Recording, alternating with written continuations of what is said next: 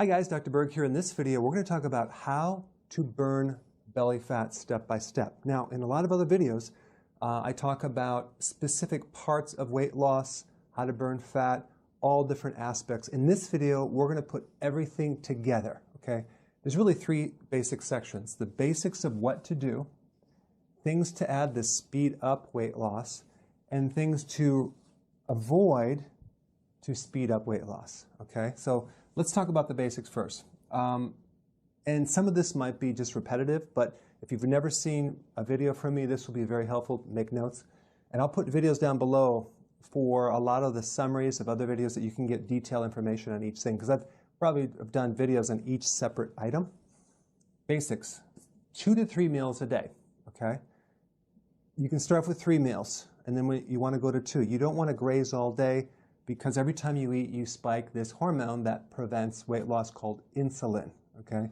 So eating in general will stimulate that. So we want minimum 3 meals a day, or maximum 3 meals a day, minimum 2 meals a day. So some people go to 2, and I'll get more into that when we get into this next part right here, which is no snacking. So when you have 6 meals a day or 5 meals a day and they're small and they're spread out, or you're snacking between meals, you're going to spike insulin.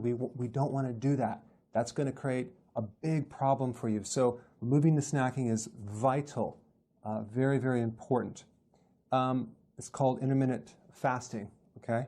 Now, right here, I suggest you start with 3 meals and then do that for a while, get into ketosis or fat burning, and then go to 2 meals if you can do it, unless you can't do it because you're working out hard and you need 3 meals a day. I would say it's 50-50. If you're sedentary, you can get by with 2 meals a day, and you will lose some serious weight in your midsection. Insulin is the hormone that is responsible for the midsection weight. So 3 meals, no snacking. Okay, as far as protein, 3 to 6 ounces based on your size, your stress level. You're going to need a little more protein. You don't want to go too much because too much protein will stimulate insulin. Okay, 3 to 6 ounces per meal. Now, if you're not hungry for protein, let's say for dinner, then don't eat it. So, but this is kind of an average. Now, next one, 7 cups of veggies. Why? Because we need to flush out all this fat that's going to be coming out through your liver. All the fat through the body has to go through the liver, and if you don't consume enough vegetables, you can end up with a fatty liver. Plus, vegetables give us the potassium we need. We need about 4,700 milligrams. That's a lot. So that's about 7 to 10 cups. Very few people do that, but you want to consume the vegetable first and have a huge salad and then a small amount of protein. Now, next one is no sugar. This is a given because sugar increases insulin, and also I'm talking about the hidden sugars, the breads, pasta, cereal, crackers, biscuits, waffles, pancakes, muffins, alcohol, okay? So we want to cut the sugar and refined carbs out. Next one, healthy fats. This is essential because when you consume fat at the end of the meal, that allows you to go to the next meal without being so hungry and craving and starving that your blood sugars crash. So this basically allows you to do 3 meals or 2 meals without being hungry, thereby not increasing insulin. Fat is one of the only things that does not increase insulin. It's neutral, so this is safe. If you're worried about calories, I put some links down below. Okay, these are the basics. Now, if we want to speed things up, we can add some MCTs to the diet. That's like in coconut oil, medium chain triglycerides. That will increase fat burning. Next one is potassium. Why? Because at the heart of weight loss, we want to avoid insulin. And so most people that can't lose weight have too much insulin. They have insulin resistance, so we want to fix that.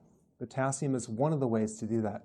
You can consume all these vegetables or even take it in some supplement, potassium citrate, to actually heal the aberration or dysfunction of insulin. Next thing is apple cider vinegar. Why? Because the acid in apple cider vinegar, called acetic acid, does improve the output of insulin. It reduces insulin. It improves insulin resistance. It lowers your blood sugars. So it's very good for diabetics. And take this 1 in the morning, 1 teaspoon with a glass of water, and 1 before bed, or with your dinner if you have digestive issues. Very important. Chromium. Again, you can find a supplement with chromium to help your blood sugars. Chromium is a mineral that actually has been proven to help insulin. Again, keep it in check. B vitamins, another key thing, especially vitamin B1, for regulating insulin control and improving insulin resistance. Nutritional yeast is your go-to. Okay, next one is high-intensity interval training.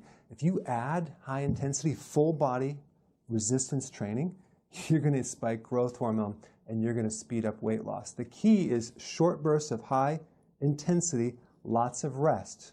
Okay. Again, I'll put some videos down below to get specifics on that, but this is the icing on the cake. Okay. Next one is more sleep. Adding more sleep. Why? Because growth hormone is triggered when you're sleeping, and that is the primary hormone that stimulates fat burning. So more sleep. So if you could just take a nap, sleep in longer, get an extra hour of sleep, that goes a long way. That's more important than high-intensity interval training. Sleep is the key, okay? Now, next one is recovery, making sure that if you are doing high-intensity interval training, that you're recovering after. You're not doing it every day. Some people need to do it every other day, some people every third day, some people once a week, depending on how you feel when you work out. If you're really broken down, then you're overtraining, okay? So recovery is essential if you're exercising. Now, let's take a look at what you need to remove. This is just as important as this, okay? Remove any type of sleeping issues, insomnia, vital. Why? Because you're not going to lose weight if you're not sleeping. All right? I put a video down below of what to do if you're not sleeping. There's a lot of things you can do. It's mainly stress. Bloating. If you're bloating, let's say you're consuming too much kale or too much cruciferous vegetables that you're not used to consuming, and then you're bloating. That is going to slow down weight loss. So you're going to have to go back to the vegetables that you can digest and maybe even steam some until the bloating goes away. Also, people consume too many nuts. That can create bloating. Again, we want to eliminate anything that bloats you. Sometimes adding more apple cider vinegar or an acidifier for the stomach will help it, or even a bile salt. Purified bile salt. I'll put some links down below for bloating. Okay, menstrual cycle issues. If your cycle is 2 weeks out of the month, you're not going to lose weight because the high levels of estrogen. Estrogen blocks the thyroid. Estrogen creates fat on the hips and the thighs. And we need to handle this cycle so it's really smooth. Again, I put a link down below of what to do for that. This is kind of like a little bit of an assessment for you to see what areas you have problems with. Okay? Some of these don't apply. Okay, stress. Mainly, you want to get a list of all the people you know that stress you out and avoid them for a while. You want to avoid the news. You want to avoid stressful situations.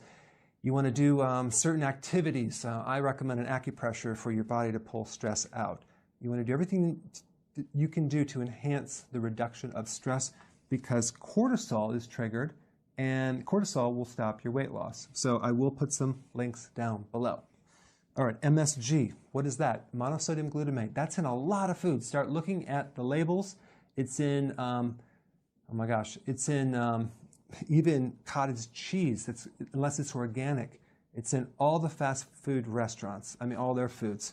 It's in Chinese foods, but it's hidden as modified food starch, okay? Again, I'll put a video down there, very important. Restaurant foods. You don't know what you're getting. It's a crapshoot. There's so many things they put in that food that you have no idea. And primarily hidden sugars, MSG, to make it taste better. But inevitably, people go out to dinner way too much, and that is what's keeping them from losing weight. Not to mention, what do they bring you? They bring you bread, they bring you dessert, they bring you alcohol. Okay, so it's really difficult to do this when you're going to restaurants. Next one is avoid overtraining. If you're at a boot camp or you're working out too hard and you're not recovering and you're not sleeping, you're not going to lose weight. You're going to lose muscle mass. So this is very, very important, especially when you start out because you're not used to it. Last thing is constipation. I have people that don't even go, maybe they go once a week or once every 2 weeks. That is a serious constipation problem, and that is going to stop your weight loss. Again, I have a lot of videos on getting to the root cause of that. Okay, I'll put them down below. So I just kind of summarize all the things that you need to look at in order to lose your stomach. It's comprehensive. Now you have the video as a checklist. Go ahead and apply